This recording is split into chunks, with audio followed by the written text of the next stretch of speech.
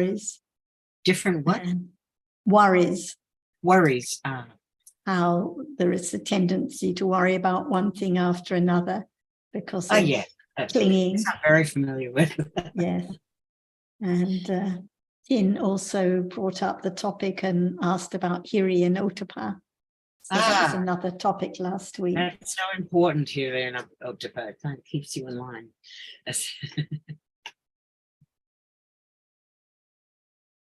Hello to everyone else. Hello, Carmen, Alberto, Hello. Alan, everyone. Where is Carmen here? Yes, I am. Hello, Carmen. How are you?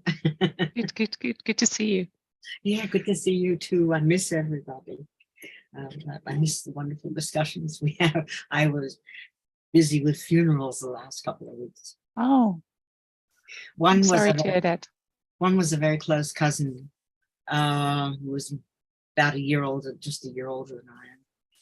And another was our kids grew up together, and we were always together as two couples. You know, her husband and herself, my husband and myself. We were always together when the kids were younger, and so it was kind of but I was very relieved in a sense to see her go, in the sense that at least for this life, the suffering was ended. But for the next life, I have no idea. It's going to be fine.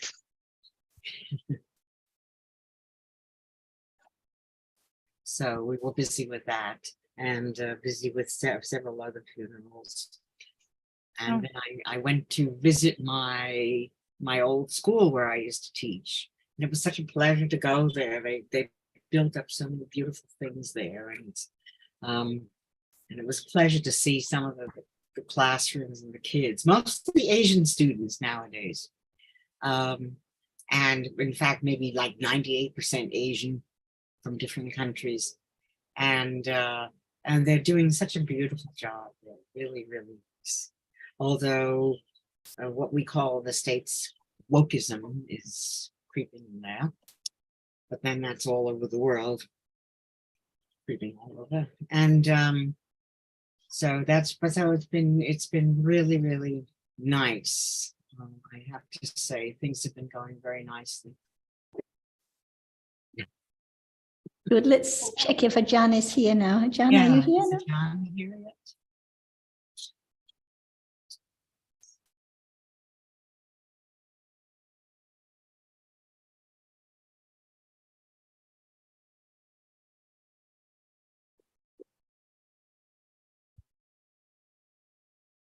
I can see there's a message to suggest we start because she'll be late. So, Nina, do you have a topic you'd like to start with?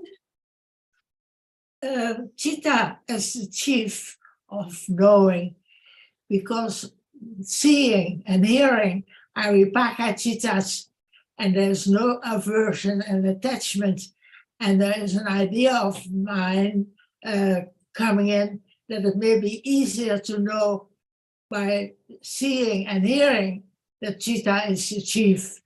Because when there is attachment to an object and you know something with attachment, there is more attachment to Cetasika, and we confuse Citta and Cetasika. But at the same time, there is an idea of when I know seeing or hearing is a kind of selection and trying to know that always comes in. But I think it's always useful to hear more about that Citta is the chief of knowing. Yes, and I think that when there is more understanding that Citta is the chief of knowing, no matter whether it's seeing or hearing or thinking now, then it doesn't matter which Citta it is, because it always is that one which has that quality of being the chief. So if we have the idea, well, seeing or hearing is easier to know because there's no attachment or aversion, I think it's a story about it rather than just understanding the reality, the nature of the citta as which is the chief of experiencing, because even thinking now, Chitta is the chief at this moment, different from the attachment or aversion, as you said. So, as you say, the subtle clinging or wrong view can creep in if there's an idea of selecting or any slight interest to be aware of one kind of chitta rather than another. Right, Can yeah. I just add one brief comment here? I think it's better to use experiencing rather than knowing. Chitta is the chief of experiencing the object, because knowing can have other connotations in the Dhamma, but so experiencing. Experience, yeah.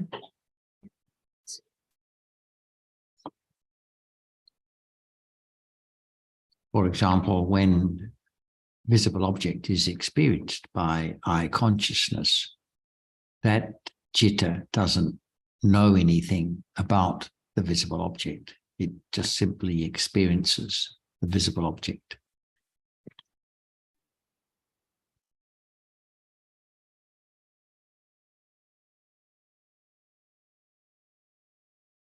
And it's just the same reality, the same function, same characteristic, no matter whether at one of the funerals Betty mentioned, or now, or on the beach, or anywhere, anytime, still just seeing, hearing, thinking about what has been seen and heard endlessly. But we're so used to thinking about particular situations and forgetting about how seeing is just seeing anytime, any day.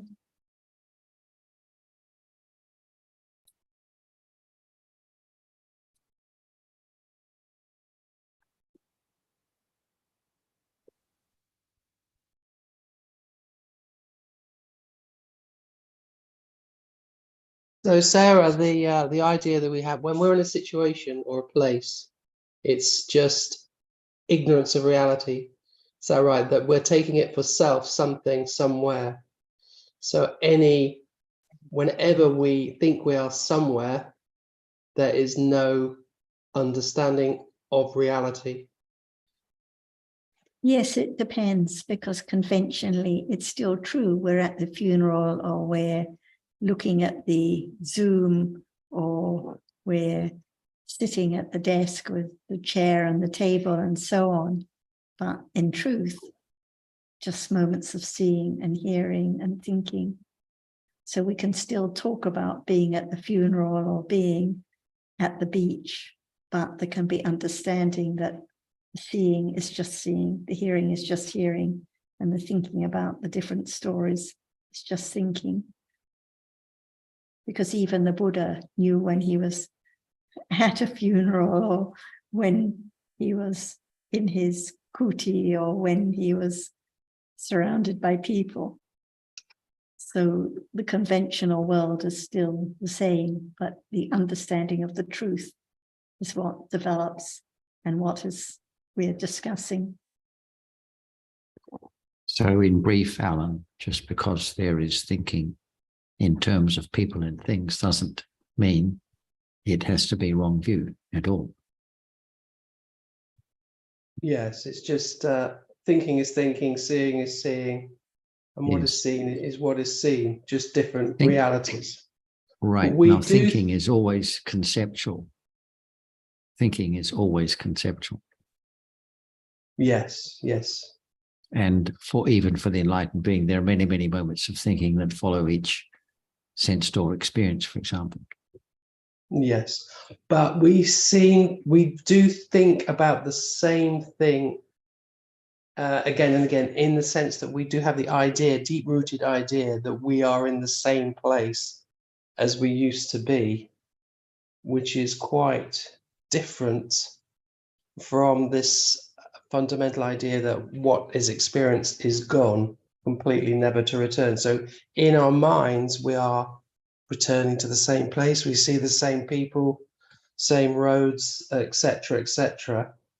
So that conventional truth is arising because of realities. Because of memory, and it's the same for the enlightened being. For the enlightened being, there are familiar places and unfamiliar places, familiar faces and unfamiliar faces, all down to memory. Right. So it's wrong memory then that takes it for something lasting, which has been there before. So we have the idea that it's the same tree outside or the same table. At that moment, that thinking is conditioned by wrong memory if we have the idea that it's the same. Well, if we have the idea it's familiar, that doesn't have to be wrong thinking. Because memory that tells one it's familiar and known, that's something seen many times before. Right. So just that itself, we cannot tell by the thinking whether or not there's wrong view. It has to be, wrong view has to be something very specific. Yes. It has a characteristic, and it's obviously different from, shall we say, just conceptualizing about things with, even with agusala, wholesome or unwholesome mental states. Right. And in the beginning, because we cannot know one reality, we cannot know wrong view, which is one reality. So even when seeing a table, there'll be many, many different realities. There might be wrong view, but, or there might be just thinking, but we cannot know that precisely anyway in the beginning.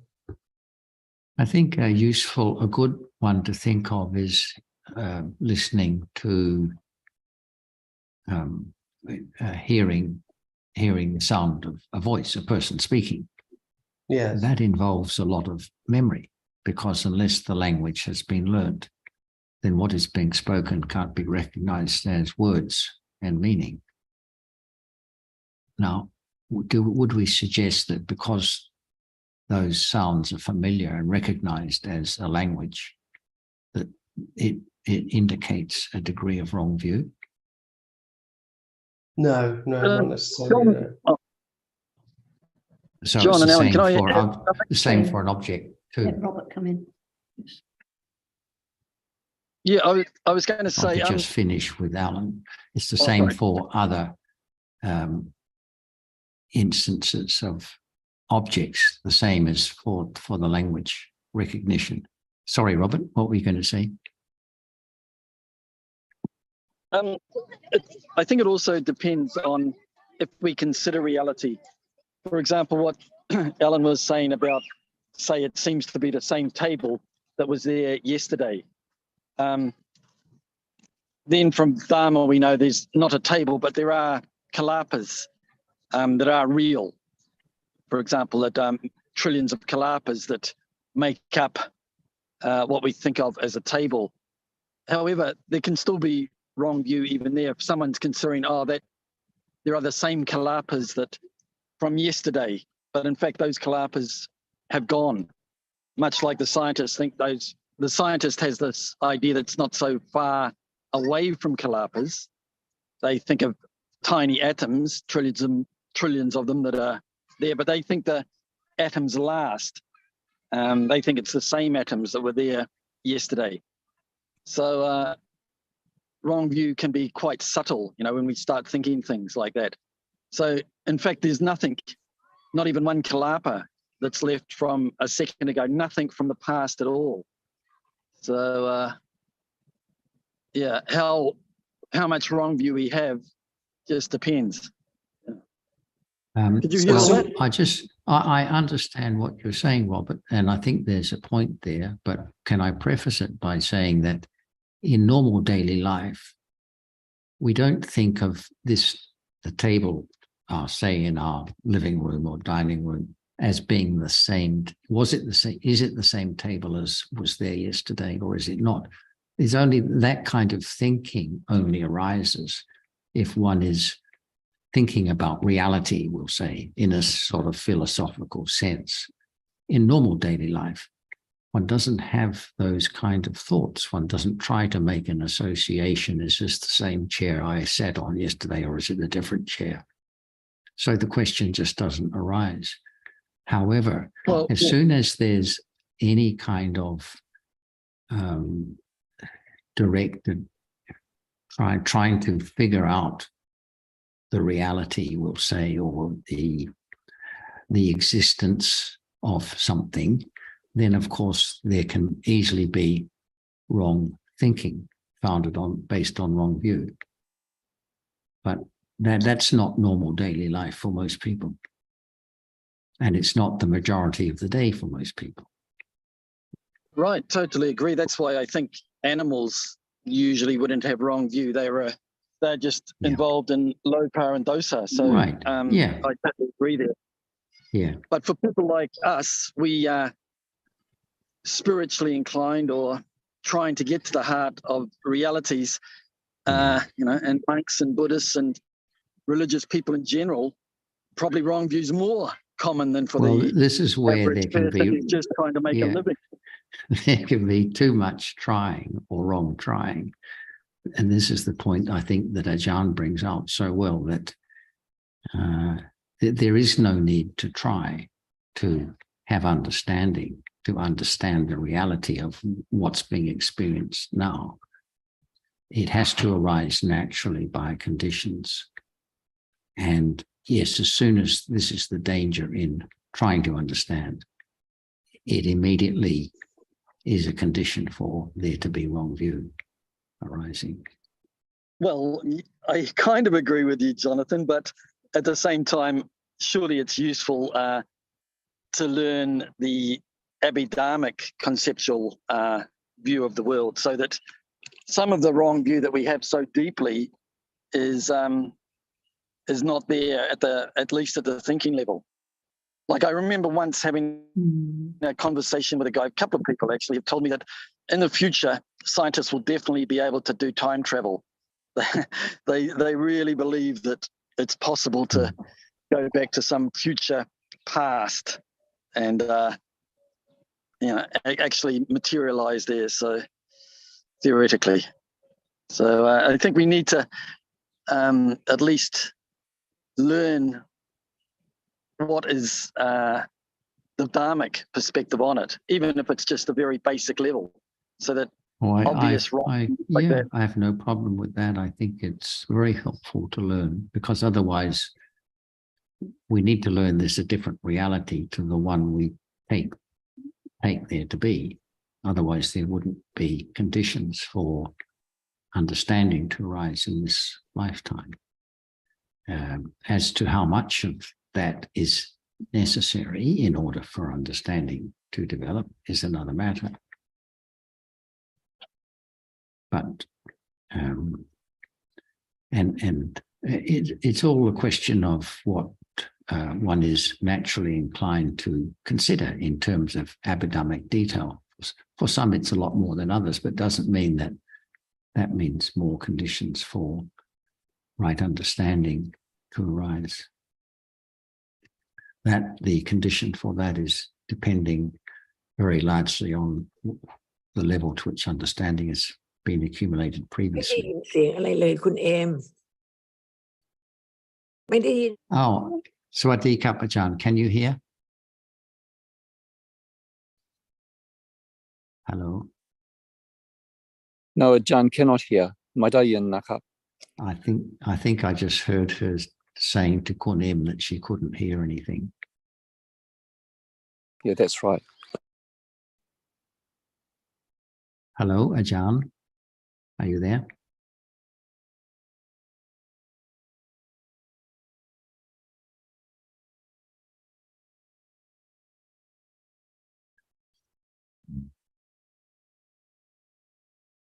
Okay, Robert, were you going to say anything more?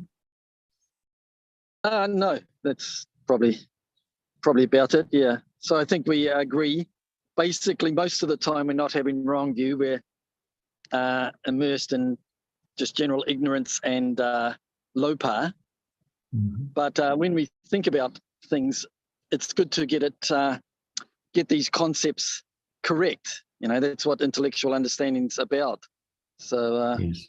I mean, I Yes. remember once something that helped me that Ajahn said years ago, that the world is dark except for moments when there's when there's actual scene of color. So, and I thought about it, you know, and that's only very brief. And most of the time we live in darkness, and, you know, that's so true, but it's not the way it appears sometimes. So it's good to think about these things. Well, I think for the enlightened being also, the world appears as continuously light, even though what Ajahn says actually is that other realities arise in darkness.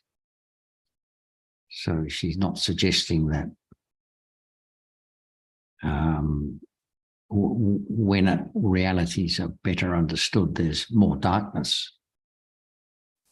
No, I know the world is totally as it always was, of course. Yes. But without knowing these realities of the Dhamma, of the Abhidharma, there is a tendency to think that a table, even we think it's made of kalapas, is still, those kalapas still lasted from yesterday, or there's more light than we think. We think that light, when we're looking around, there's colors all the time. We just tend to think that because of delusion.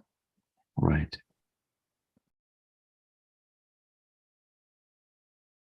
So the world that we're used to thinking about is as it is. I was going to say to Alan, the Buddha still knows that the bowl that was used yesterday as his was the bowl today. The kuti is the same one as yesterday, but no illusion, no misunderstanding that in truth there is no bowl, there is no kuti, only visible object is seen. And as Robert said, the world is only light at that one moment, but still conventionally, it's the Buddha's bowl, not Ananda's bowl. It's his kuti, not someone else's, his robe, just as it was yesterday. But in reality, each Dhamma and rises and falls away in split seconds all the time. No conflict at all. When the understanding is firmer, no misunderstanding at all. But before that, people ask questions about, well, how can you drive on the road, and how can the table be the same, and this sort of thing. But there's no conflict at all, because we're talking about conventional realities and absolute realities. Let's try Sarah, again. you Ajahn, said- are you there? Go on, Alan. Oh, Sawadika, Ajahn. Everyone's here now. Can you hear now, Ajahn? สวัสดีค่ะ สวัสดีครับท่านอาจารย์ ส ส วั วั ส ส ดี ดี ค ค รั รับ บ Maybe you'd Yes. like to just say what you're going to say, Alan, and Ajahn can add comments as well. Yes, I think you said once that in the back blurb to your book that the world is radically different to what we think it is. Perhaps you could explain a bit about that, because obviously you're saying it is the same world, the enlightened being is in the same world, but you're saying there that it is radically different. So what did you mean by that? the same moment or different moments, different world at a time. Different world at a time. So different reality at a time. Certainly. But it's not Yes.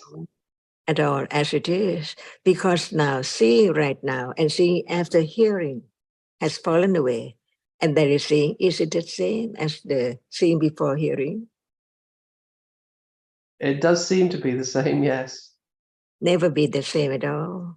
That's why we talk about just one moment to understand clearer what is there. From moment to moment, if it's just one moment, can there be the nimitta of such and such different color to be taken for flower or cushion or whatever? That's why if we learn to understand what is there in just only one moment at a time, there can be the understanding of moment after that. that it cannot be the same depending on conditions, whether it is the same visible object through the idol, but not the real one unit. See, it lasts very shortly. Yes. Otherwise, how can there be other moment if that moment doesn't fall away at all, doesn't fall away at all? Is this moment permanent?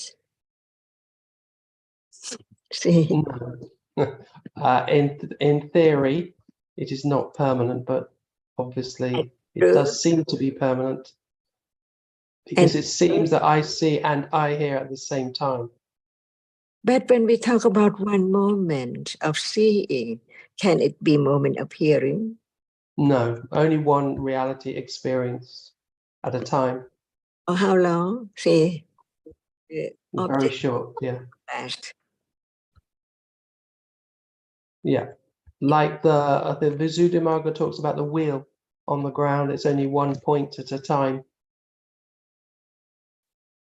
If we don't understand just one moment as it is, there can be the idea of what it's in lasts so long to appear as someone or something all the time, even it's at different moment.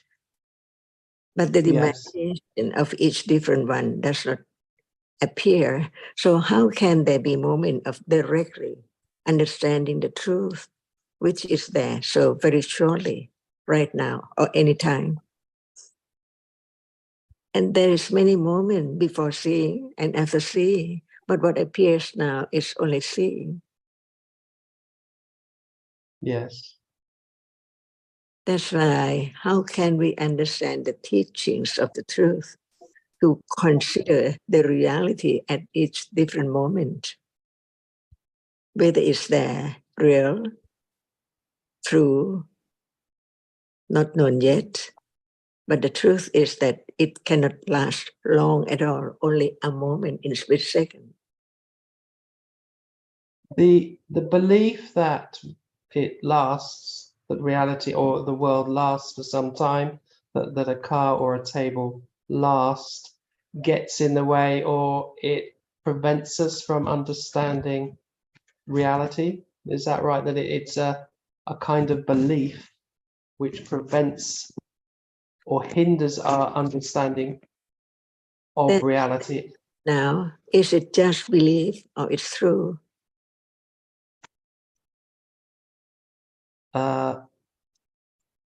At this moment, the table, it does seem to be lasting for quite some time, yes. But Okay. intellectual, Do you yes. see the table in truth? What is seen has to be, seeing has to see what is seen. So it is the joining of many different realities when I have the idea of table. Only visible object that can be seen, right? Yes, yes. So when it's just that which can be seen and it's seen, how can it be a table or a flower, different one, see? Yes. How come such idea at moment of seeing? What is seen is that only that which can be seen. Yes. It doesn't last long at all, so very short, in split seconds. And what are they? Just remembering, marking, taking it for something from moment to moment. So we live in the world of thought, of thinking, and the idea of something. At moment of seeing what is there is something, because the rapidity of the arising and falling away cannot be realized. But there can be moment of studying the truth, just in a moment, what is there? From moment to moment. At moment of seeing, there's no hearing for sure. And then how come hearing? At that moment, no seeing, see? It's not just belief, but the idea of what is seen, the idea of what is heard, the idea of what is touched come together. in succession from moment to moment as there is I experiences, seeing, hearing, smelling, tasting, touching, with attachment or aversion or what is there in daily life. But what is real in a day? Attachment is not aversion, but it's there and it's not seeing. It cannot be just in a moment of everything there, but just one moment appearing at a time as it is so short, it's succeeded by other moments so rapidly. If it can be understood, it will let go the idea of permanent thing like I or a bird is seen, a chair is touched. See? So what is true and what is not true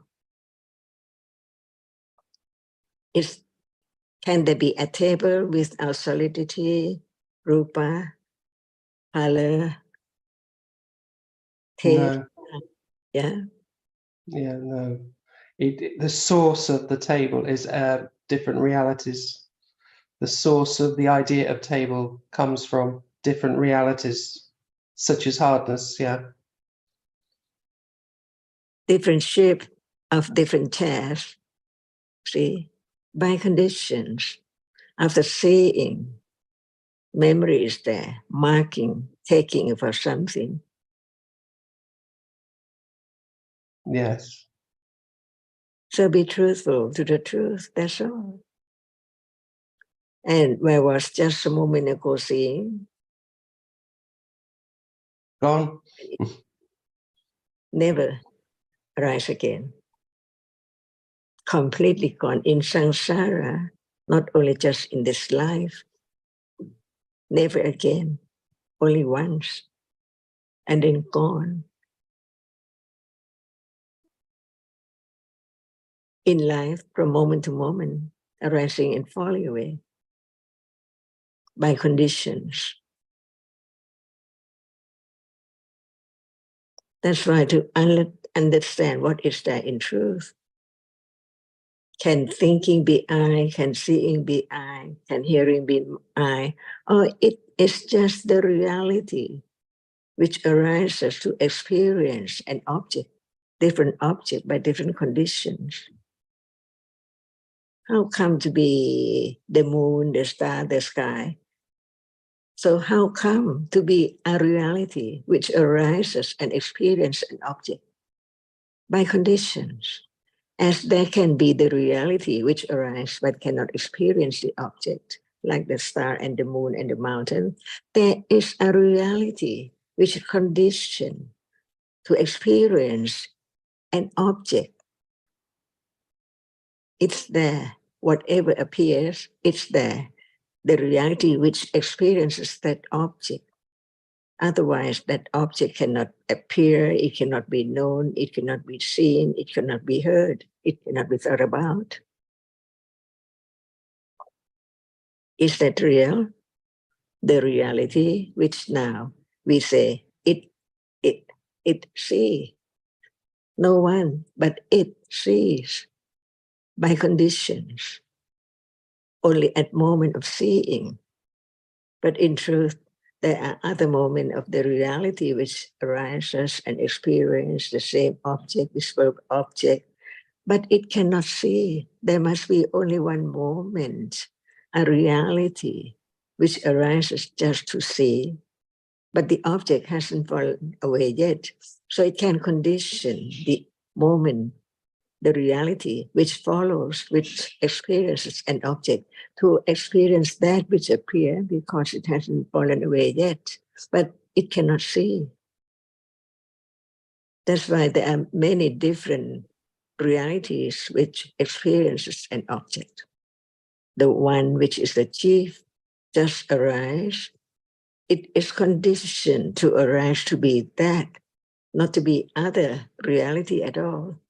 Just to experience clearly the characteristic of the object which appear.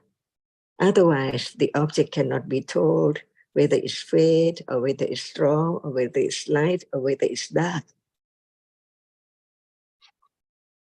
Who conditioned that? No one at all. but it's there by conditions. As there are conditions for hardness to arise, there can be or there is a reality which is conditioned to experience an object. That is the truth. From moment of birth to death, on and on and on, non-stop, as long as there are conditions for whatever arises, it arises. Now it's there. Who make it? Impossible. It cannot last. At the moment, it's not seeing. Just consider whether it's true. There are two kinds of realities. One arises to experience the object, no matter object appear or not. And the other reality arises but cannot experience anything, but it's sweet or hard. That's all. 6 doorways from life to life.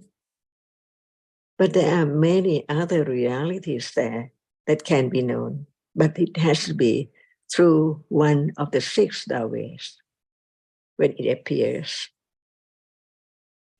Just understand the way life is, from birth to death, from birth to seeing, hearing, to thinking, on and on and on until death.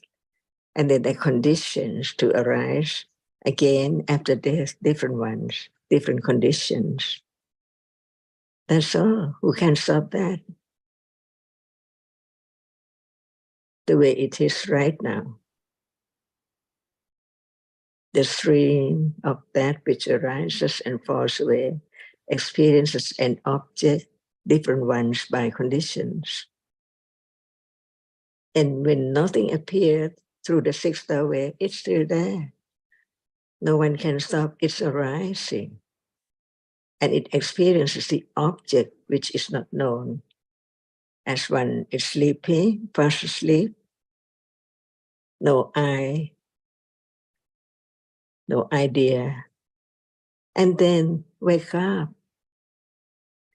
There are conditions for moment not to be the reality which experiences the unknown object, to be experiences the object through one of the 6 doorways, and then the object is known as different through different doorways. That's all. And then on and on and on. Wake up and sleep and wake up again, experiences again. Everything's gone, never to be returned at all. From moment of birth in this life and on and on. As long as that reality is not known, experienced clearer and clearer, there can never be the let go of the idea of I see, I think, even right now. Because ignorance is a reality which cannot understand whatever is now as it is, from moment to moment. But when there is the understanding of the truth, it's conditioned to arise to be different. One can experience the object and the other cannot experience any object at all. And the reality which arises and experiences an object is different. One is the chief of experiencing whatever is there. So by this word, that which experiences what is there, which appears, anytime it's there, experiences that object which appears. Without it, there cannot be any experiences at all. So whatever appears, the reality which experiences it is there. Ayatana.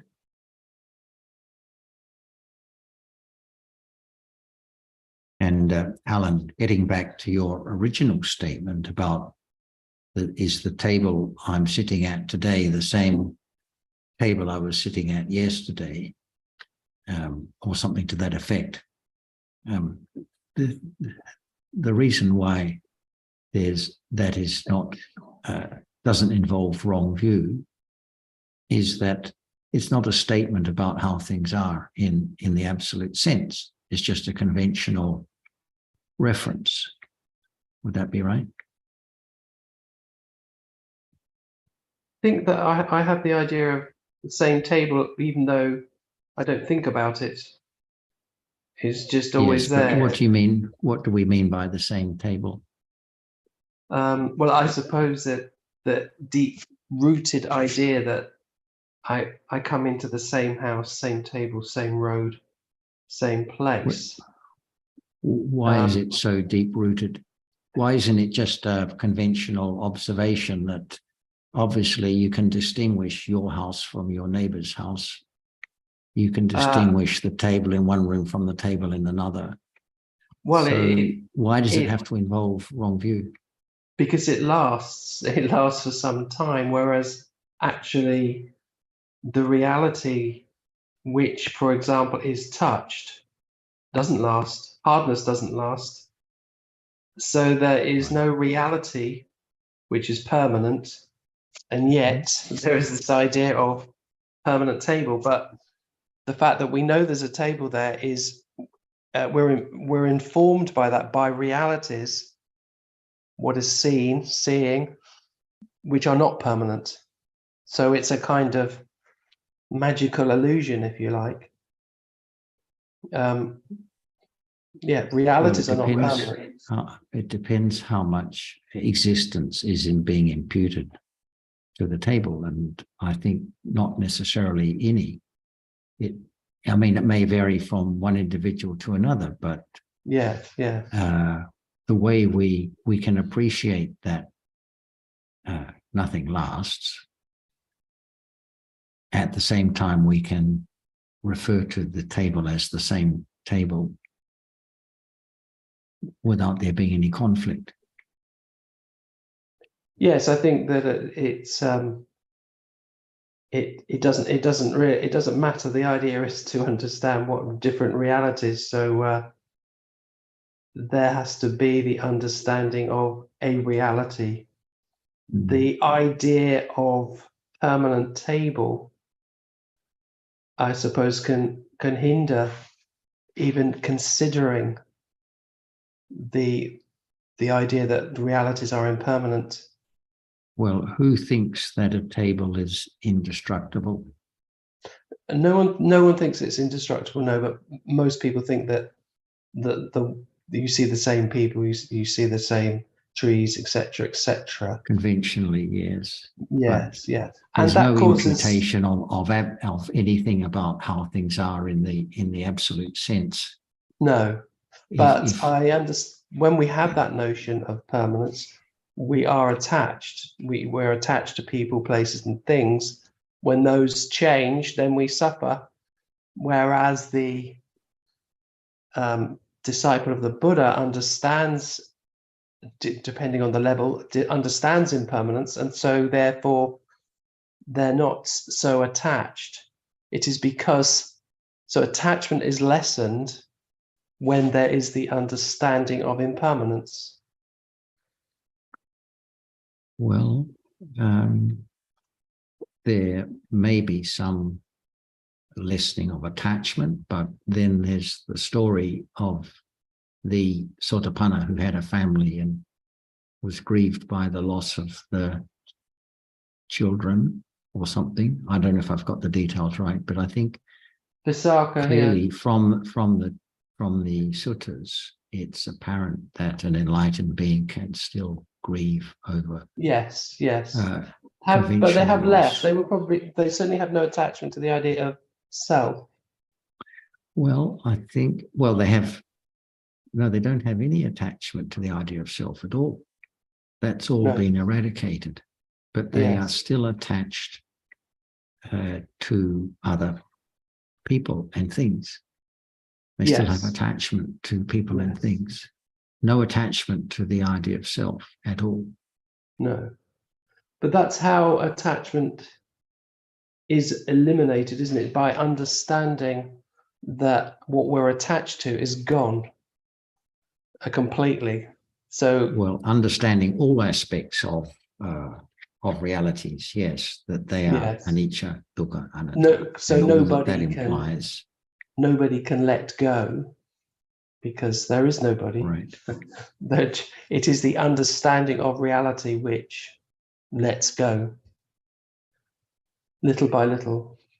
But I think we should not try to make a correlation between the extent of attachment and the extent of understanding.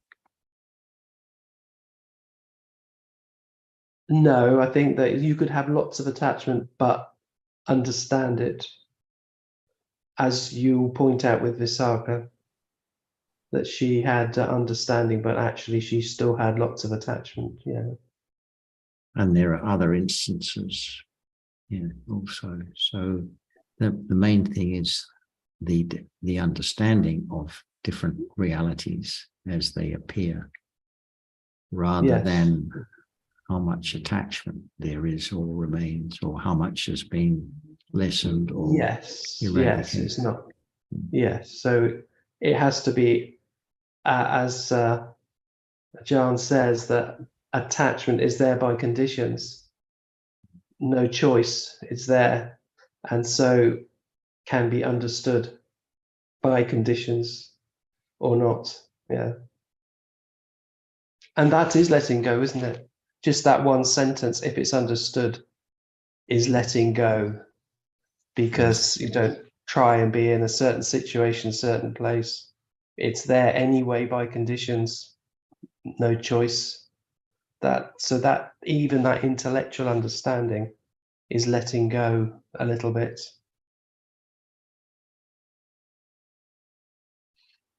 Yeah. And as Robert was saying earlier, it helps to hear the Buddha's description of the way things are. And that is necessary in order for understanding to develop. But it doesn't mean one has to start thinking in terms of one has to start thinking differently. It doesn't mean one has to stop thinking about table and chair and recognizing something as familiar or unfamiliar and think differently. No.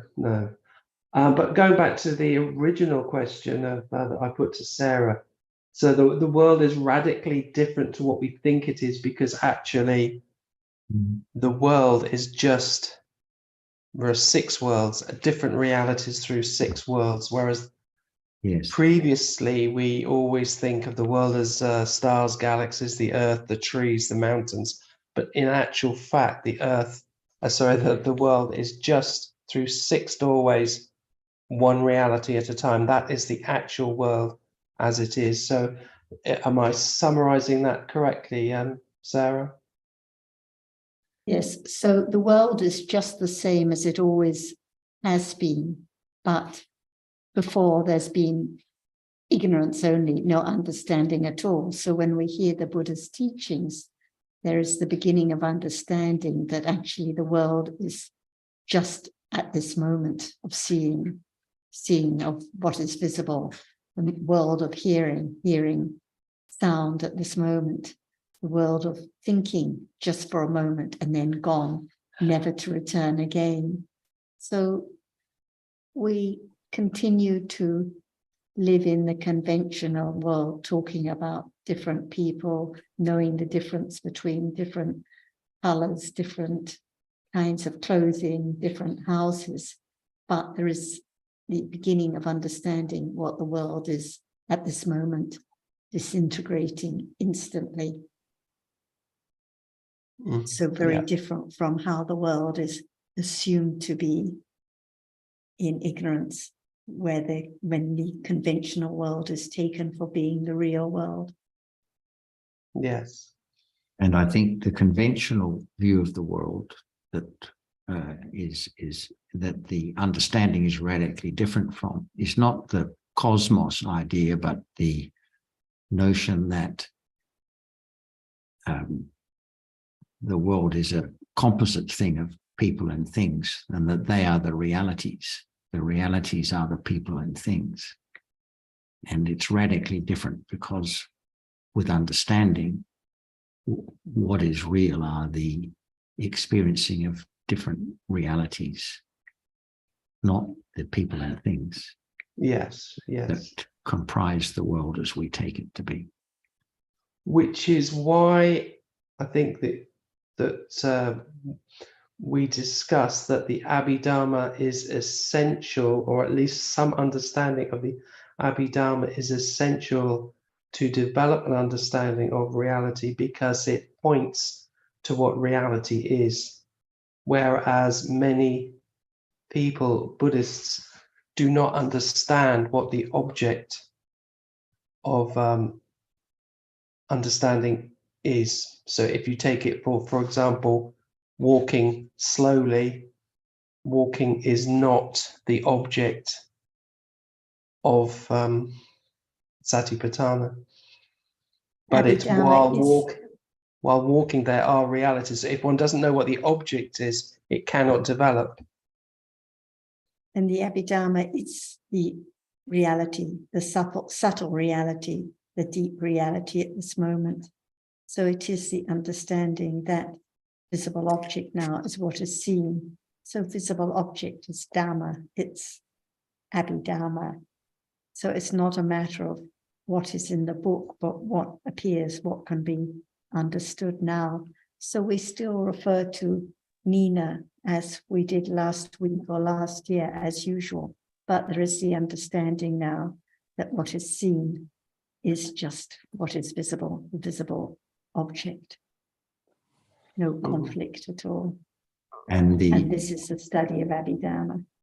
And the 6 worlds, as described in the Abhidhamma, are also clearly described in the suttas. So it's not just Abhidhamma. Those realities are clearly you said that before, explained in the that the suttas Abhidhamma also, is. but there are lots of other things in the suttas too. Yes, I think you said before that the Abhidhamma can be considered as a distillation of what's in the sutta, because the Buddha never taught lists of akusala and akusala. He didn't teach Abhidhamma in that sense, but it's there in the sutta. Yes. Yeah. Yes. So we appreciate the value of the Abhidhamma. We appreciate the way it points out what is in the suttas, which might not be so readily apparent had we not. Well, but it depends, because these things are also quite clearly set out in the suttas. There's such a mass of other ways of explaining the reality in the suttas also, which may take most people's attention. Also, it seems to me that there are several words referred to in the sutta, and there's no direct English translation. So, for example, the word meditation, we often in the West use that word to describe the development of Panya understanding, but actually, if you look at the definition of meditation, that word really doesn't represent well the development of insight. And there are lots of words like that which don't have a direct English equivalent, like what is seen. As you said, there's no word in the English language for what is seen, or even metta, kindness. There's no word in the English language which represents that word metta, is there? So that's another reason that the Abhidhamma is important, because it's precise. It has that precision, because we need to know intellectually the difference between metta and lobha, between kindness and attachment. What we can say more than just knowing the different definitions is there has to be the careful considering and understanding of the reality itself when it appears, how the characteristic of that reality we call metta is different from that reality we call lobha, not just by thinking of the definition, but understanding it now when it appears, in order to understand different realities as anatta, not something, not a term, not a label, but the reality itself, which arises and falls away, not in anyone's control. So without the study of the realities themselves as not self, then it cannot be the study of the Buddha's teachings or the study of the Abhidhamma. So it has to Yes, come back to this moment and what but the appears now. prerequisite, the first step, is understanding intellectually, is the words, because without those words pointing at realities, it is impossible to understand those realities. So if there are not those words listened to and considered, then impossible to understand the reality of seeing, the reality of attachment, and the reality of non-attachment. The point is Ellen? that they're not just the words in the book, but about the realities. Yes, they Hearing do that. represent realities. Yes, Robert? Oh, yeah. Look, I'm sorry. I just realised when I started to walk past the dogs in this place that I'm walking past now as I go for a walk, I'm starting to go loud. So I'm just going to, I'm almost over there. I'm almost past their space. As you mentioned too about animals, it's just Dosa and Lopa and Moha. And there is usually no ditty, as I believe. Yeah, that's better. So the guy's name's called. Look, I think you've raised some really interesting points, and I've benefited from listening to it, and I've appreciated the input of others also. What I'm aware of, is the incredible subtlety, and it seems, and you point to that really. And it's so, like when we talk about the Abhidhamma, well, yes, we know that there are people who have studied it, but when we listen to them, we may see that there's the intellectual understanding, but there has to be, that's what we mean by pariyatti, it has to be the correct understanding of Abhidhamma. Yes, certainly pariyatti is vital, but we can see how important it is. I guess what I'm thinking of here is yoniso manasikara. It's one of the third factor. After meeting the Sapurisa Sangsewa, the wise person, and we listen carefully to what they say, but it has to be on ongoing manner because our level of ignorance is so strong. And that's why, though, I don't believe, and I didn't pick that up from you either, that we'll think in certain ways conventionally. When we shouldn't try to stop that. It's just allowing the understanding to grow by continual wise attention and listening carefully to what Tanajan says. And that's not an easy thing. And if there's not the accumulations there, then we won't be interested, or we'll think it's a lot of nonsense, or any other variables along those lines. So it's, we often talk about great patience because it is difficult, because I think this aspect of trying was mentioned, alluded to, and we know that is just, perhaps we can say, another aspect of, or potentially an aspect of wrong view, or silabbata paramasa, which is another type of attachment which won't lead to the right place. We might think that by trying to understand, and it seems a reasonable assumption to make, because we want to understand the Dhamma, but because of its subtlety, we can easily get tangled up into thinking that trying is the way, and we forget that in many ways it's a lot more subtle than that, a lot more subtle, and it's that ongoing consideration, the great patience that is needed to attend to the presently arising reality, which is often not the focus of our attention. Anyway, look, I'm conscious of just going on a bit, but I appreciate your questions. And I think what my takeaway from listening to is this, again, the subtlety of Dhamma, and the importance of patience, the importance of good friends, the importance of listening carefully, considering again and again and again. It's like the analogy of the wasijatta, the knife.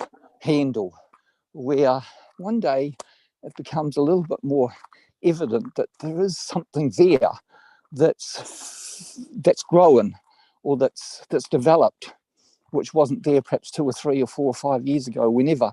So it's a very, very gradual process, and I think there's so much impatience often that's involved in this area. We want to rush to get a better understanding, and that's understandable, but as we all know, it's not very helpful. But we will do it. We want to rush things. We want results.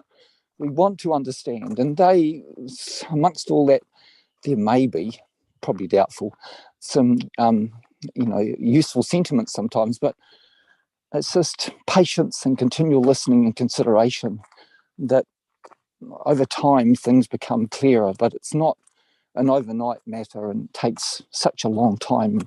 Yeah, enough said. Yeah, thank you. Well said. And I suppose one way of looking at patience or understanding patience is because each moment is conditioned. There has to be patience, because there isn't anybody besides conditioned realities. So it's conditioned or not conditioned by conditions. So it's nothing can be done.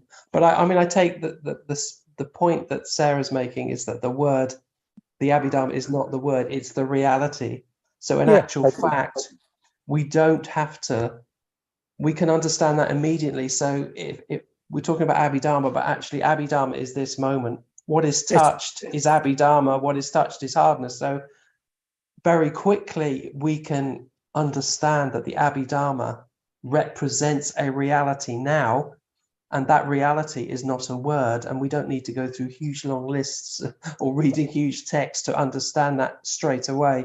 That what this moment is some kind of Abhidhamma, which is difficult to understand as it is. But hardness, most people can understand that what is touched is hardness, and hardness is Abhidhamma, but there's no table touched without hardness there. And that's so right. So that is Abhidhamma. Totally correct. So it's just the patience, and the ongoing consideration. Just a point you did made earlier on. I believe the Buddha, in one of the Devalokas, he did preach the Abhidhamma, perhaps not in the exact format that's in the Dhammasangani, but I would imagine something very similar to that. He shared it with Sariputta. He shared it with Sariputta, but and probably because in that plane I understand there seems to be more conditions to appreciate, although as I say that, I can realize that that's probably not entirely true. But it had when he was preaching to his mother, who was reborn as a male, that particular after she died, she was born as a he in actually in Tusita realm, not in Tawatingsa, but apparently in those realms in Tusita they can come to Tawatingsa, which is a couple of Devalokas lower. They're not so important, those points, but I can imagine, a very wise person, which obviously his mother was. When you hear Kusala Dhamma, Abhiyakata Dhamma, they would have some understanding of the nature of conditioned Dhammas, and that would be a trigger potentially for them to understand, and no doubt all the other aspects. And I'm sure there would have been some questions being asked at times just to kind of help them tease out what they were hearing. But we have, the pith of it in the Dhammasangani, and all those different groups of realities, and they would have been, I can imagine, very, very helpful. And no doubt, as we know, many of those Dewa visited the human realm and were able to listen to the Dhamma, and that would have helped their understanding more. But I understand that there are thousands and thousands, if not tens of thousands, of Devas who are enlightened upon hearing the Abhidhamma being taught in Tawatingsa at that particular time, even though it's perhaps difficult for us to grasp, that nature. But again, it's they had the accumulations to appreciate it, to understand it, even in what we might consider that very bland kind of matika, they're sometimes called, just those lists of different dhammas. But for some people, no doubt they were really, well, they were fundamental and essential for their understanding of Dhamma at a much deeper level. So we're all very different. And of course, the Buddha would have known, what was, what to say, what was appropriate, what was, he was in touch with all the different variables to help people understand. As we know, we just have to hear time and time again the basics in a way. And the more that they're attended to, considered carefully, and like as you're doing there, asking questions about our understanding with regard to them, that's all so very helpful, and it leads to that, wearing away of the knife handle. Yeah, thank you.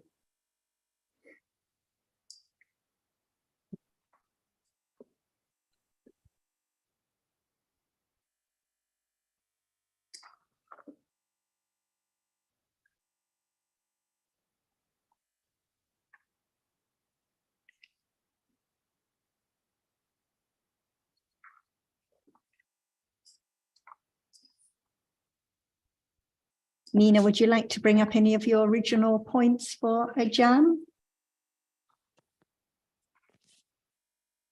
Well, my original point was the understanding of Citta as the chief of experience, and that we can hear again and again about it, because we forget that Citta is the chief.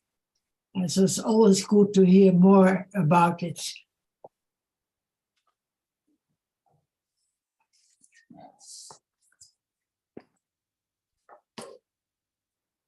Can we begin again and again and again to develop a little more understanding of the reality, not just the word? Like Citta or Cetasika or Rupa. But first of all, is there any difference between Dhamma and Abhidhamma? No, no difference. Not at all. So each Dhamma is Abhidhamma because each one now does not appear as it is. Can there be the understanding of the truth that at moment of touching is not a chair?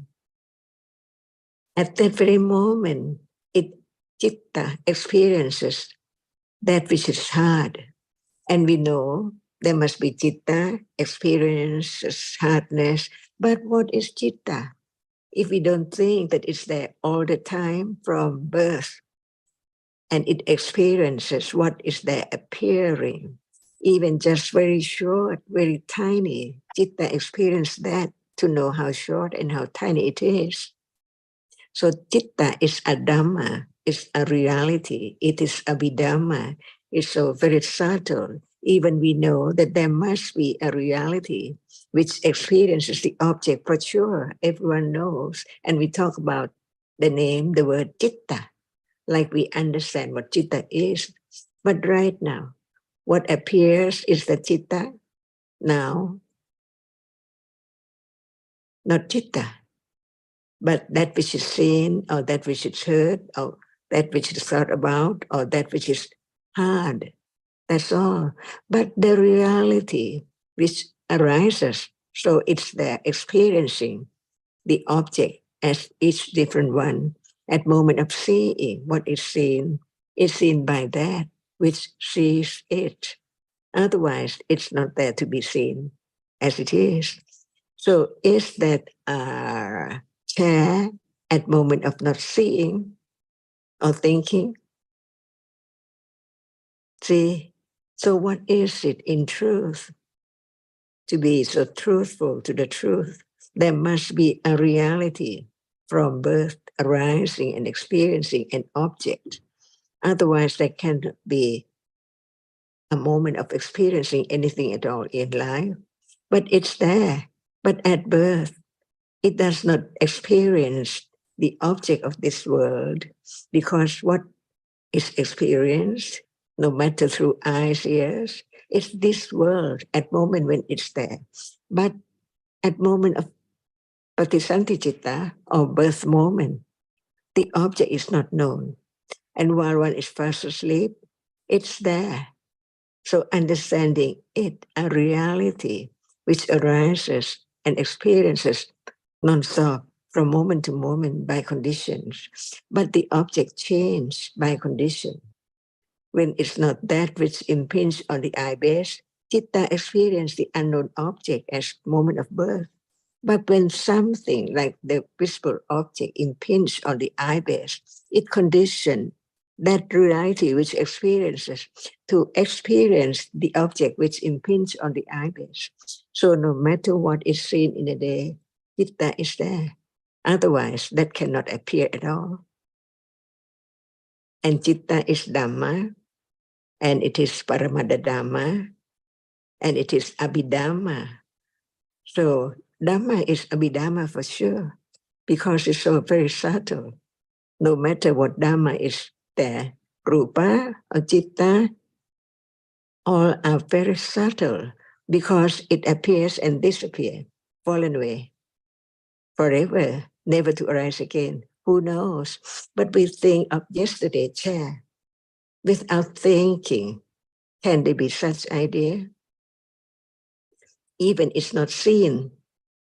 What is there seen as a chair is not seen, but there is the sixth doorway, thinking about that which is seen by memory, remembers what is seen, heard, touched, and so on, and combine all together as something different. But in truth, each one is different at any moment. Is it right? The taste when we eat any kind of food is different by conditions, and what experiences such different taste to be known. Citta is there from moment to moment, non-stop by conditions, experiences an object, whether it is not the object of the six doorways, or whether it's the object of the eye door, or ear door, or mind door. That's all. Learn to understand what we take and believe it's me from birth is only the reality which arises and experiences the object. And if there's not enough hearing about the nature of it right now, it experiences what is there seen or experienced. No thought about it at all. Just think and consider about the chair I touched or I sat on yesterday and so on. But in truth, a moment of seeing the reality which is conditioned to experience that which impinges on the eye base. And then that which impinges on the eye base gone, it has to experience the unknown object as before seeing and experiencing that which impinges on the eye base. And then when the sound is there, impinge on the ear base, condition the different object to be known by that reality which arises. Nobody can stop its arising. No matter the object is known or not, it's there. And if you don't talk about it at all, how can there be moment of understanding that there must be a reality which experiences what is there at any moment? Beginning to get closer to understand the nature of a reality arising to experience the object as a chief, just experience the object. It does not like, it does not dislike at all. It just experiences only that. So it's the chief. Without it, can there be anything now? The world as you take the boat, the ocean, the sea, the tree, the garden, and so on. So all depends on that reality, which is the chief of experiencing an object. That's why when there is the understanding of the reality of that, which is Abhidhamma or Dhamma or Paramada Dhamma, whatever is real is Dhamma, And since it's so very subtle, it is Abhidhamma, and nobody can change it. It's great in itself. Nobody can change it. It's Paramada Dhamma. So the same, but begin to understand what is Dhamma.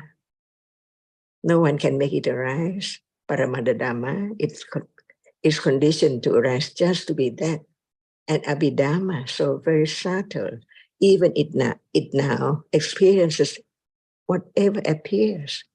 No matter which visible object is taken for a picture or a mirror or whatever, or telephone or television and so on, it's there each moment of what appears, beginning to attend to the characteristic, which is Dhamma, a reality.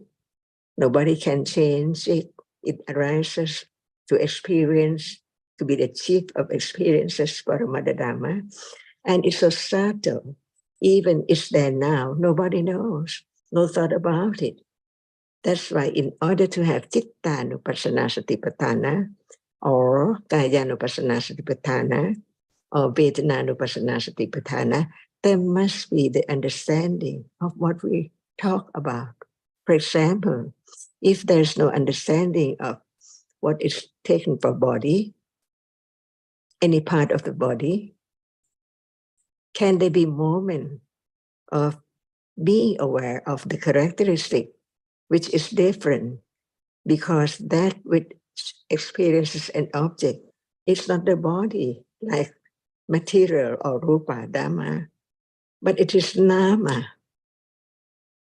But at that very moment of touching all day, smelling all day, seeing all day, hearing all day, the attention is just through the object which is experience, sound, story, like a chair I sat yesterday and so on. It's still there. But is it right?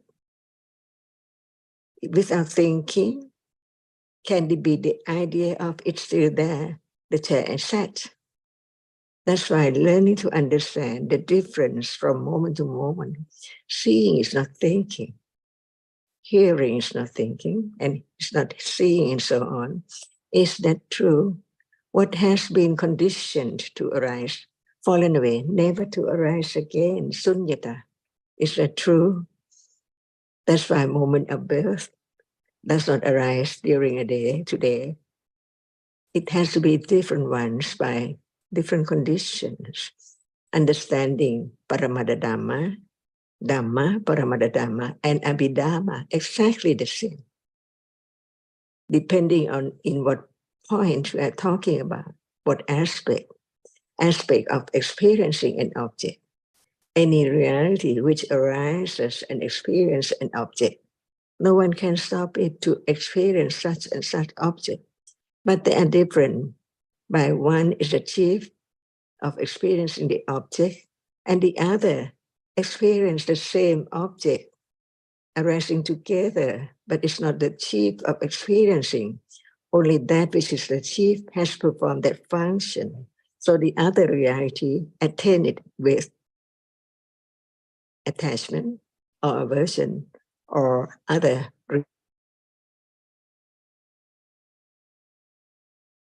known at all. That it's not I, it's not anyone, it's just a moment of conditioned reality to appear and then disappear. That's why that is the idea. I like it, I like this, I don't like this. But in truth, what is there? In that very moment only, and learn more about each different jittas in a process in order to let go the idea of something which is there, because not understanding the way citta arises, experiences, and falls away. But it can be known, can be studied, can have right understanding, and that conditioned moment of beginning to attend to a characteristic of a reality right now by conditions. It can be that which experiences now, or that which is experienced, depending on conditions, to understand what is meant by Dhamma and Anatta. And this is life, natural life, true life. Nobody can make any moment arising at all. It's there already, even thinking about a chair. It's conditioned to think of that chair with the idea of it's there, but actually it's only thinking, right or wrongly. When it's not seen, there can be the idea whether someone saw it, or whether it's there, or whether someone moves it away from that to the other room or other house. Who knows? That's why understanding just what is there, which is not permanent, and we think that it's permanent right now, like now, see? Nothing's permanent. But if we don't study what is there as a reality, a Dhamma, which is so subtle, even hardness arises and falls away. Otherwise, it's not there to be touched. So just begin to understand what is there in life, which we used to talk about it, learn about it, have no doubt about it. But the truth of it does not show up through awareness or understanding directly of the characteristic of that which can be known right now. The difference between each moment can be object of studying, of understanding with firm confidence of the truth, that whatever is not there, gone, never to arise again. Is it true? And even before the idea of it's not than that, we think that it's there quite a long time enough, but actually it arises and falls away all the time. So what is there as the object is the object of a reality, which experiences that, learning to understand citta, to have confidence, to be citta nupassana satipatthana, because citta at birth is different from the moment when it experiences the other object, different from the moment of birth, and so on. And then again, when one is fast asleep, the object does not appear, but there are conditions for the moment to arise, to experience an object. And we say that I wake up, but actually it's the moment of experiencing the object, which is not the object while one is fast asleep. Just learn to understand life little by little, to let go the clinging to that as I or someone or something. In truth, sunyata is moment. If the truth is not realized, there cannot be moment of letting go the idea of self or something or at all. That's in a day, in life, to understand how much understanding of what is there now heard, to have more confidence of the truth, that it is not as we take it for a bird, a chair, a flower, or whatever as usual. It's so very, very subtle, letting go. Unknown how much is there, little by little, understanding the truth of it, so there is less clinging to it as I or someone or something. Just learn to understand what is there in life.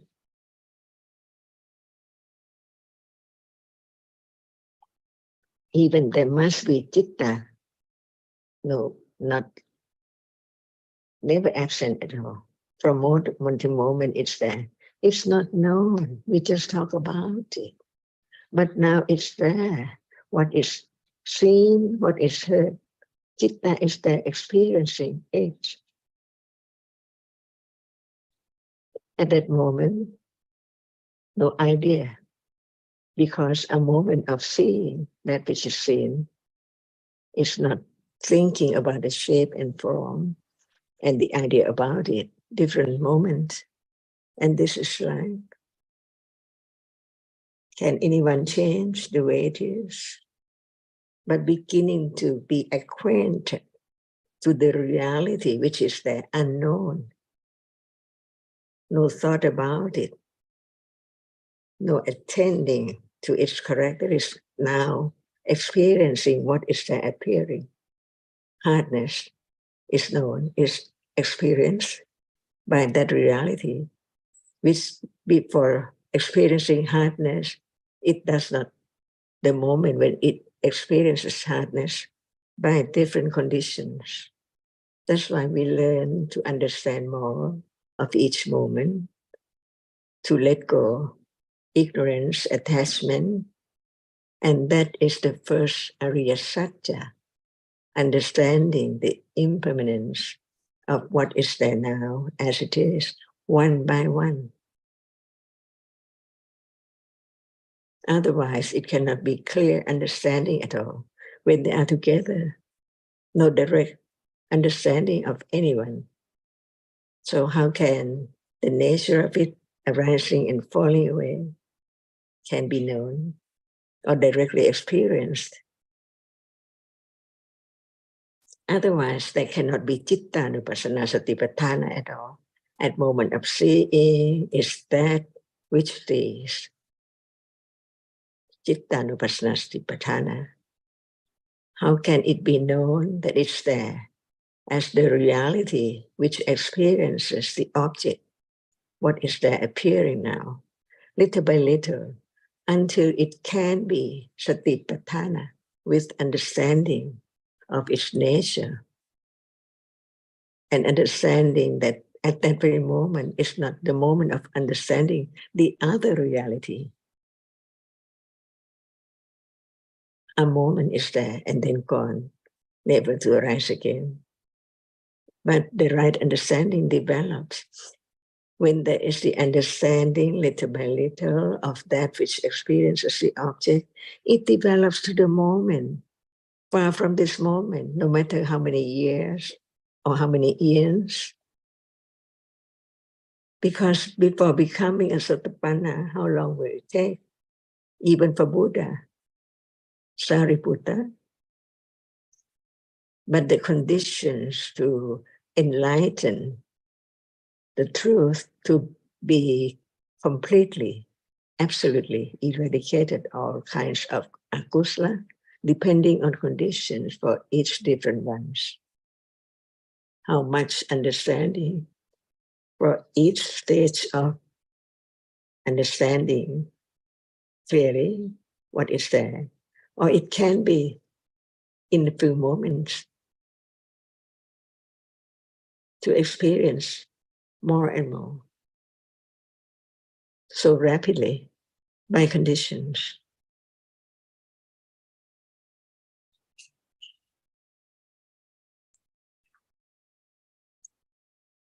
Thank you, Ajahn. Sawadee. Very helpful. Sawadee ka. สวัสดีครับท่านอาจารย์สวัสดีครับ Thank you very much